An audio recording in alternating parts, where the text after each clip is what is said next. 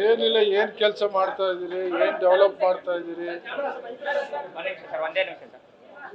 ನಿಮ್ಮ ಕಾನ್ಸ್ಟಿಟ್ಯೂನ್ಸಿಲಿ ಏನು ಡೆವಲಪ್ಮೆಂಟ್ ಮಾಡಿದ್ದೀರಿ 2 ವರ್ಷದಲ್ಲಿ, ನಿಮ್ಮ ಸಾಧನೆ ಏನು, ಜನರಿಗೆ ಏನು ಅನುಕೂಲ ಮಾಡಿಕೊಟ್ಟಿದ್ದೀರಾ, ಸರ್ಕಾರದಿಂದ ಏನೇನು ಫಂಡ್ ನಿಮಗೆ ಕೊಟ್ಟಿದ್ದಾರೆ, ಅಥವಾ ಏನು ಸಮಸ್ಯೆ ಇದೆ ನಿಮಗೆ, ಫರ್ದರ್ ಏನು ಡೆವಲಪ್ಮೆಂಟ್ ಆಗಬೇಕು ಅನ್ನೋದ್ರ ಬಗ್ಗೆ ಎಲ್ಲ ಮಾಹಿತಿ ಕೇಳಿದ್ದಾರೆ.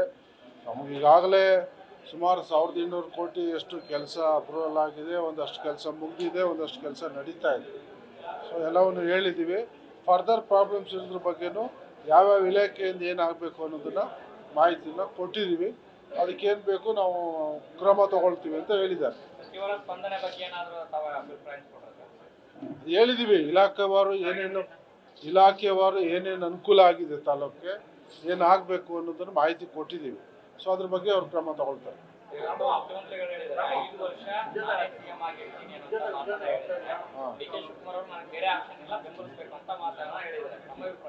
ಅಲ್ಲ, ಈಗ ಸಿದ್ದರಾಮಯ್ಯನವ್ರನ್ನ ನಾವೆಲ್ಲರೂ ಶಾಸಕರಾದಿಯಾಗಿ ಹೈಕಮಾಂಡಿಯಾದಿಯಾಗಿ CM ಮಾಡಿದ್ದಾರೆ.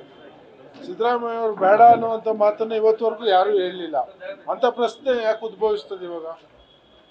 ಅವ್ರು ಒಳ್ಳೆ ಕೆಲಸ ಮಾಡ್ಕೊಂಡು ಹೋಗ್ತಾ ಇದ್ದಾರೆ.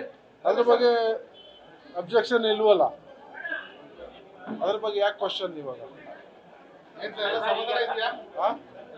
ನಾವು ಹ್ಯಾಪಿ ಆಗಿದ್ದೀವಿ. ಯಾರು ಮಾಡಿದ್ರು? ಅಲ್ಲ, ಅವ್ರಿಗೆ ಅವಕಾಶ ಕೊಡಿ ಅನ್ನುವಂಥದ್ದನ್ನ ಅವ್ರು ಕೇಳಿದ್ದಾರೆ. ಸೊ ಅವ್ರಿಗೂ ಆಗ್ತಾರೆ, ಅವ್ರಿಗೆಲ್ಲ ಅರ್ಹತೆ ಇದೆ, ಅವರು ಆಗ್ತಾರೆ ಮುಂದೆ. ಸೊ ಸದ್ಯಕ್ಕೆ ಅಂತ ಪ್ರಶ್ನೆ ಇಲ್ಲ. ಎಂಥ ವಿಚಾರಗಳು ಬಂದಾಗ ಹೈಕಮಾಂಡ್ ಮಾತಾಡ್ತಾರೆ.